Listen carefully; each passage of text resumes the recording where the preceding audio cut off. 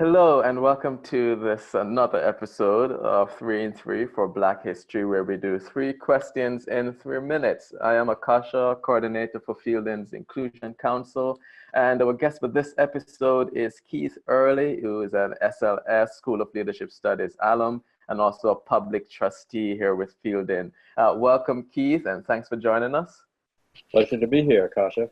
Great. Well, first question, who is one person in the Black community that you admire and why? Yes, I gave this quite a lot of thought, and I've come up with a name that may not be familiar to a lot of people, but she's a very, very dear friend of mine, and she really is a change agent. And her name is Renee Myers. Renee Myers, I met her initially as a law firm, when she was doing law firm diversity work.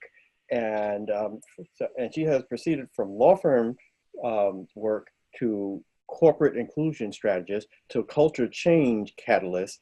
She's done TED Talks on inclusion. She's a published author, and she also is a strategist now or has been a strategist for senior leaders in global organizations. Right now, she's not doing that. She has assumed the position of Chief Diversity Officer for Netflix. Oh, wow. And she is literally looking to change the world because Netflix scope is global.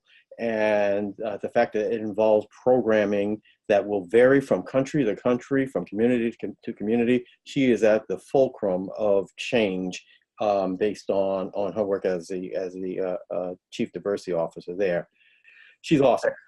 She's a thought leader whose personal story reflects the highest goals in terms of integrating business principles with spiritual values. She's a dear friend, and she's an awesome change agent. Excellent. And shout out to Renee Myers. So this is a good segue into the next question, Keith. In like 10 seconds, what's one idea you have about honoring history and inclusive culture here at Fielding?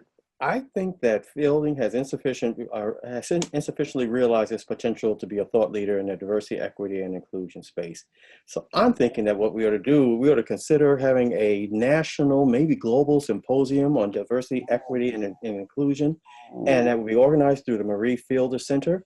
And it might even be called, I don't know, the Charles Seashore Symposium for Diversity, Equity, and Inclusion. We would invite diversity leaders from the private sector, from academic institutions and other areas. Ooh. And we would also include thought leaders from outside of our space traditionally, economists, sociologists, political leaders, technology experts, community activists, medical professionals, spiritual leaders. And we would then have a symposium that talks comprehensively about all of the elements of diversity and inclusion and equity and change that's needed. Wow. It's an excellent idea. And in 10 seconds, what's one thing you hope to be able to say your work accomplished? Well, I think that my work is a starting point for comprehensive research relating to women of color in leadership positions across various sectors. I focused on law, but I think corporate, I think academia, I think STEM are other areas that are worthy of further exploration. And what I envision is a disaggregated examination, not only of Black women, but Asian women, Latinas, and we can go from there. And so I think that that's a good idea. That comes out of good idea. Excellent. Keith, thank you so much for joining us, and thank you all for tuning in to another episode of 3 in 3 for Black History. And continue to watch this space for more interviews, and see you all next time.